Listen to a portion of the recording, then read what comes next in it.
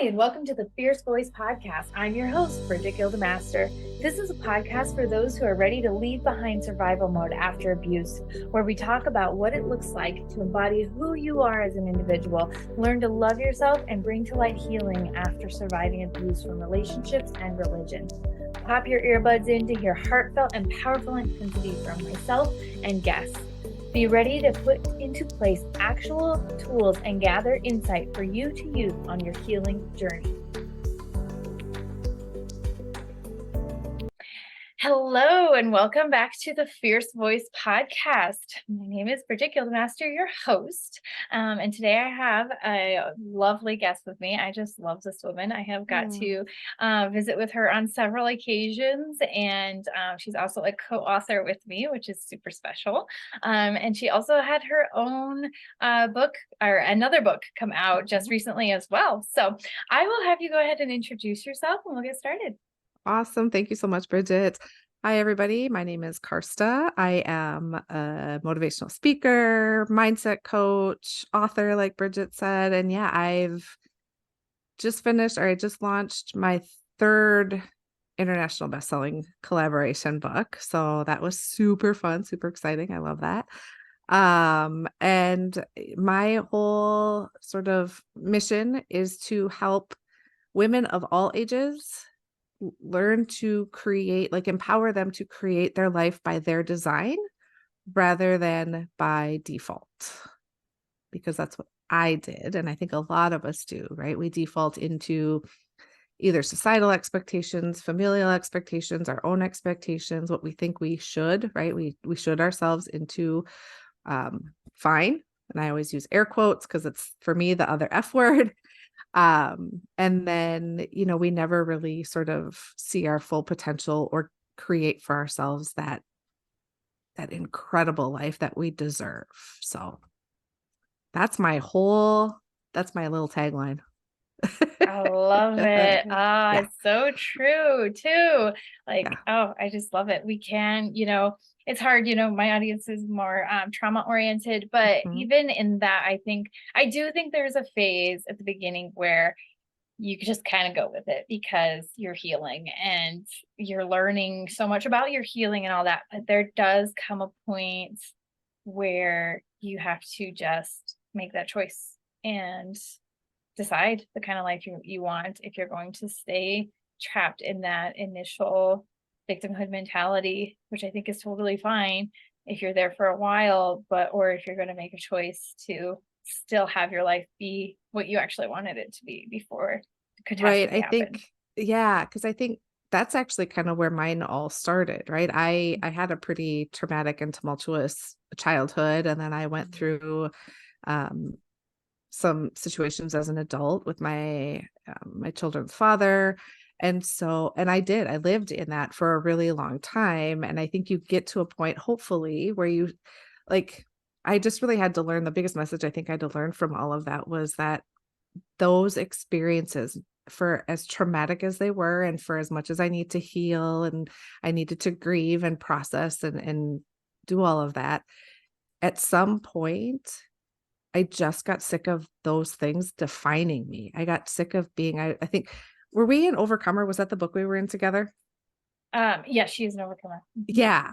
And I talk about it in that book that I got tired of people calling me resilient for a long time. I was like, I'm tired of being strong and resilient because it means that I have to, in my mind, to continue to carry those labels, I had to continue to endure and experience difficult things.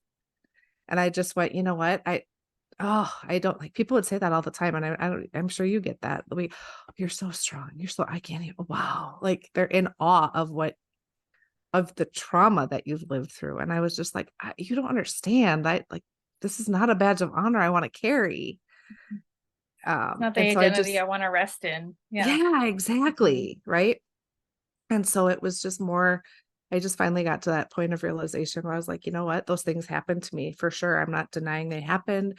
I'm not pretending I haven't been affected by them. I'm still affected by a lot of it, but it no longer defines me. And I think that my passion for this idea of living your life by your design stems so much from that, because when I started to sort of come out of that, I realized like I get to define it now.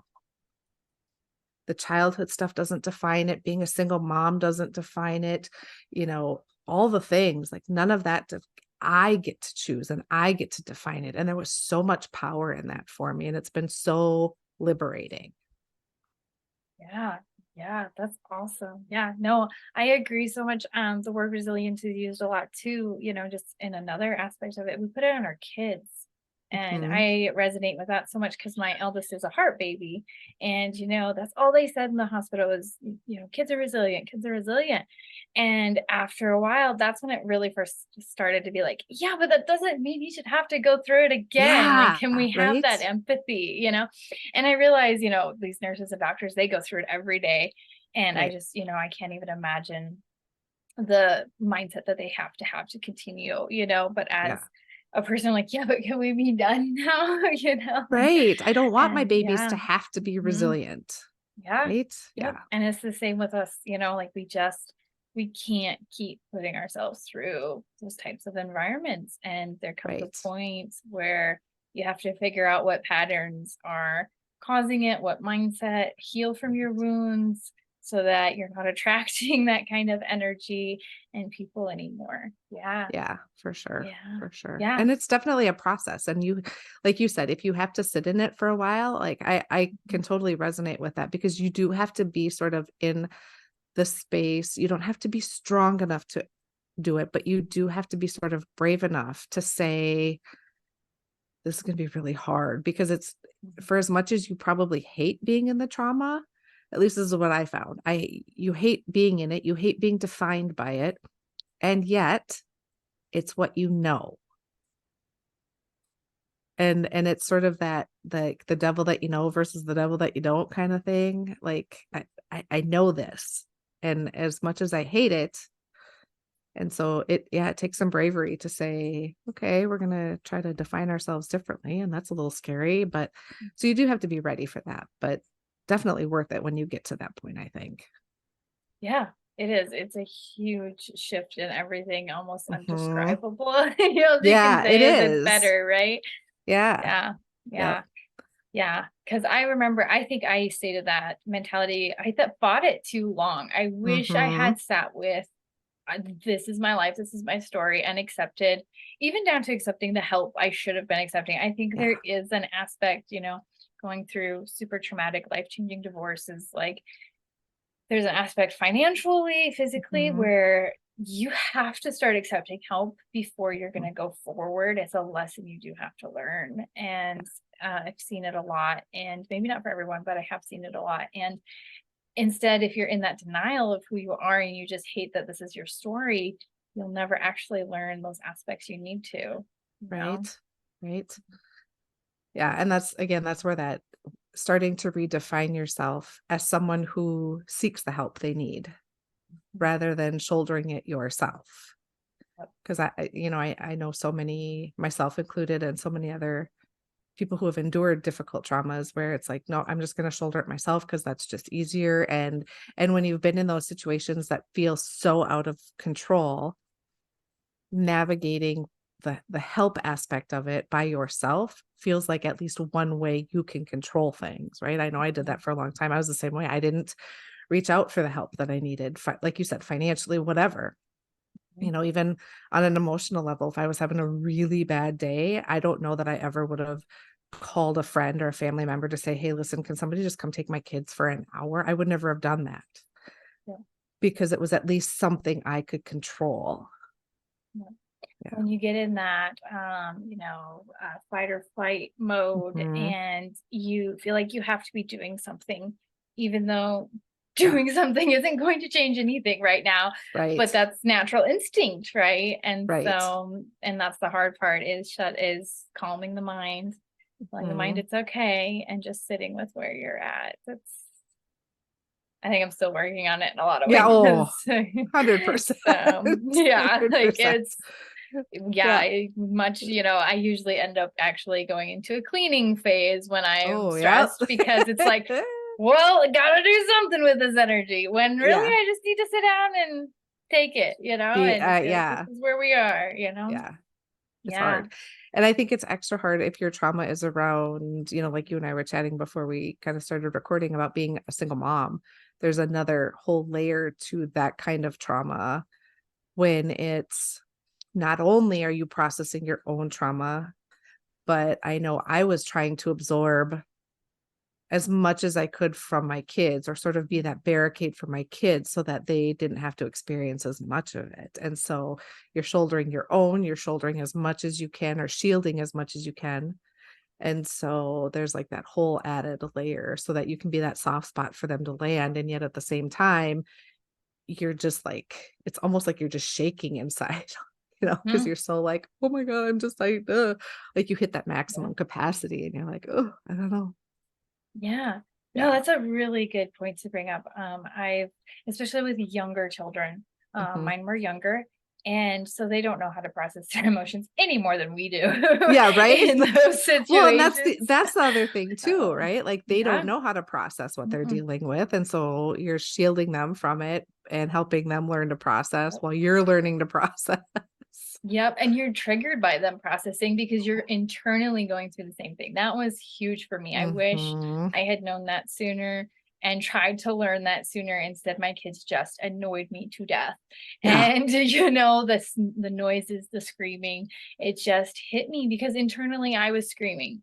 And Mhm. so, and I didn't know that. Like I wasn't in tune with myself enough to know you're not triggered by their screaming. They're showing you what the situation is. Yeah, Yeah. right? I know. Like mine were quite little as well, when we separated, and it was the same thing, like you said, the screaming and, like, the temper tantrums, those would send me over the edge because, like you said, like, I'm trying to process all this, and I can't navigate that too, and yet, Mhm. like you said, they're really trying to communicate with you and mirror to you exactly what's going on, and it's hard. It's really hard.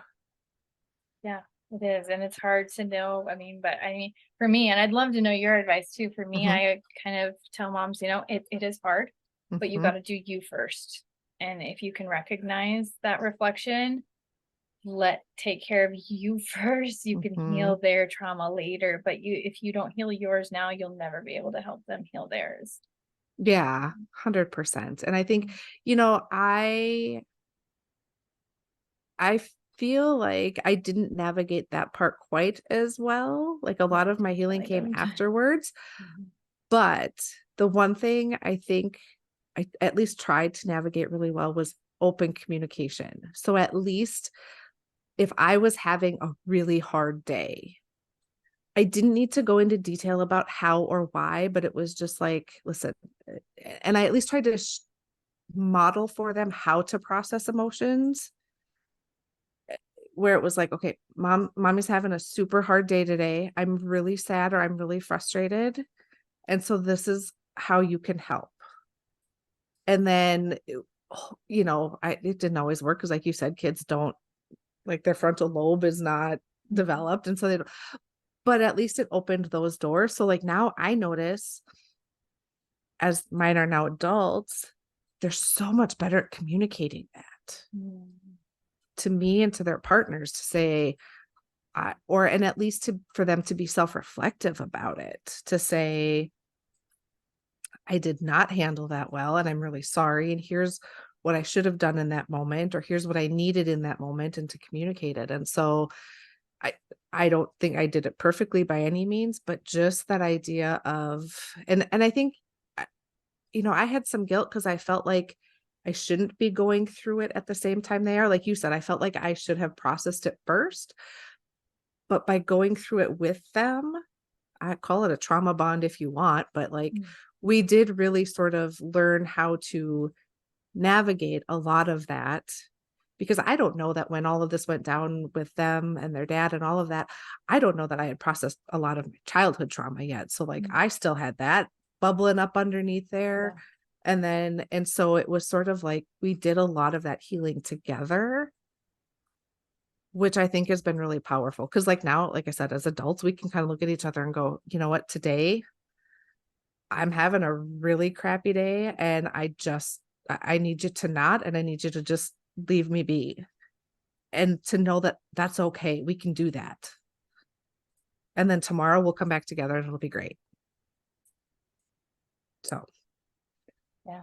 That's really powerful. That's really powerful right there. There's a yeah, lot there. a lot of years of navigating. Yeah. Well, For because sure. that's the thing though, like we'll never do it perfect. There's never, and the childhood trauma too was there. Mm-hmm. And so I feel that. And I definitely feel that for my eldest because I definitely feel like they get the brunt of that, Mm-hmm. that journey Yeah. because they're your first. Right. So, Well, and somebody said this once and it really hit hard. Like I I've never parented before.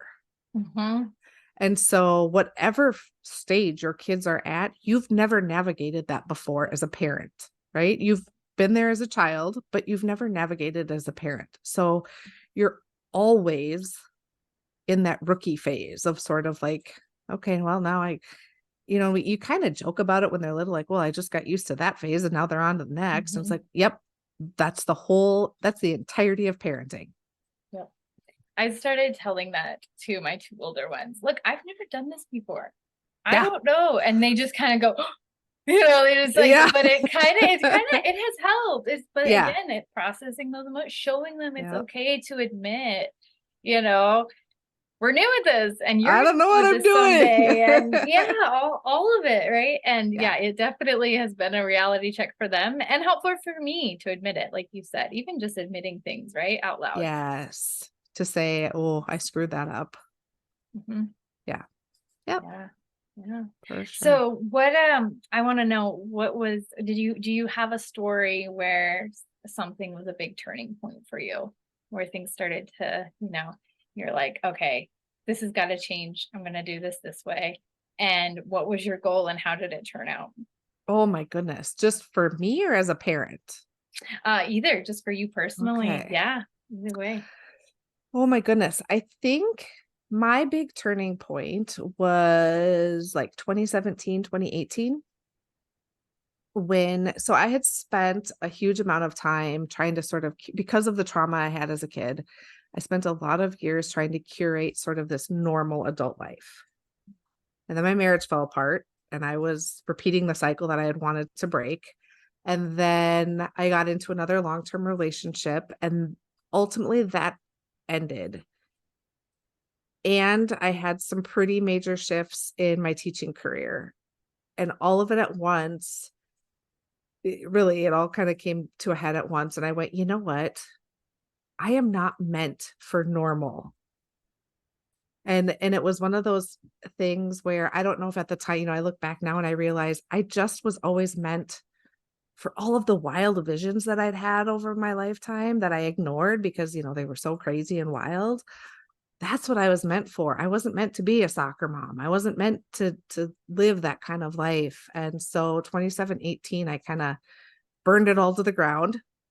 Really didn't know what I was going to rebuild. No clue. And so just my journey since then has been one of, rebuilding and redefining for myself, right? Like, so that's where that whole life by design comes in. I've been designing it and defining it and creating it and being very intentional about the curation of what comes next. So, and then to Yeah. tie it back into parenting, it's been beautiful to have my kids say things like, you know what, mom, I know that what you're going through is really challenging, but I love that I get to watch you go through it because I'm learning at my age what you're going through. So I don't have to go through it when I'm your age. And I'm like, okay, that was like the pivotal parenting moment where it's like, I did it right. After all of the garbage, I did it right, So, but I think, yeah, that was probably the really major pivotal moment. And everything since then has been, I mean, it's definitely been bumpy. It's been hard, but everything since then has been very intentional to curating the life I was meant to live. And I get to do that from here forward. Oh, how beautiful. Oh, I love that. Thank you. Those are wins you can't replace. Nothing can Yeah, replace those feelings. right. Yeah. Yeah. Oh, that's awesome. So yeah, what do Yes. you do now with your life? Yeah. So my favorite thing to do now is to get on stages and speak, come on podcasts and speak, anywhere I can get my voice out there to share my story, to share my insights, experiences, to help others to do that. So that's my favorite thing. I do also do some coaching, which I love if I can get that really um, intimate experience with people to help them navigate that and help them through that journey because it's challenging and it's wonderful to have somebody by your side.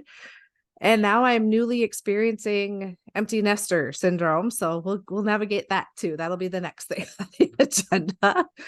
Um, yeah, Yeah.